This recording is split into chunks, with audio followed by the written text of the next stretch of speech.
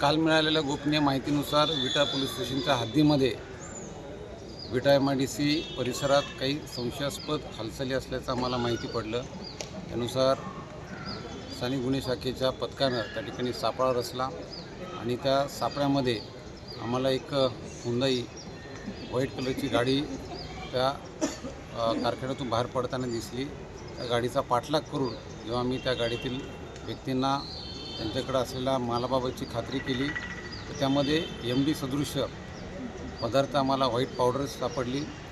त्या ठिकाणी मी तात्काळ रासायनिक विश्लेषकांना पाचारण करून त्याबाबतची खात्री केली असता ते MD असल्याचं आम्हाला समजलं।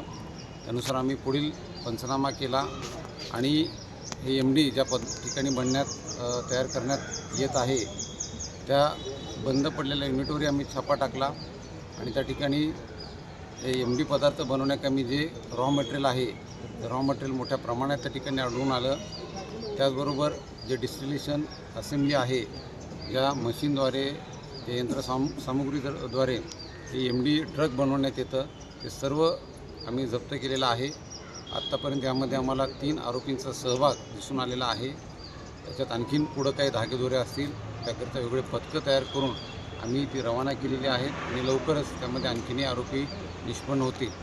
या झालेल्या कारवाईमध्ये एकूण 14.5 किलो तयार MD ड्रग्ज त्याचबरोबर त्याला लागणारं जे रॉ मटेरियल आहे आणि बाकीची यंत्रसामुग्री आहे सर्व जप्त करण्यात आली, ज्याची किंमत साधारणतः 29.5 कोटीपर्यंत आहे।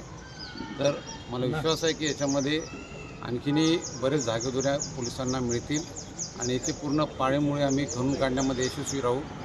या ठिकाणी जे माझ्या पथकाने कामगिरी केली आहे त्या सर्व अधिकाऱ्यांचं नामलदारांचं मी या ठिकाणी कौतुक करतो, अभिनंदन करतो आणि याच पद्धतीने आम्ही पुढं काम हे चालू ठेवणार आहोत आणि याच्या शेवटपर्यंत आम्ही जाणार आहोत। धन्यवाद।